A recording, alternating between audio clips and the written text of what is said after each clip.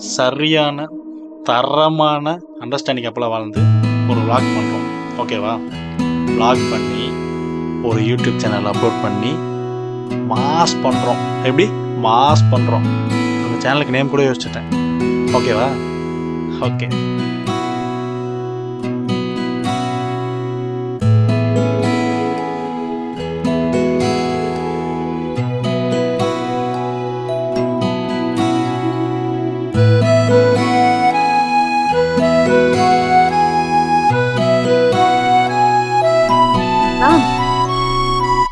அந்த channel name என்ன சொன்னீங்க?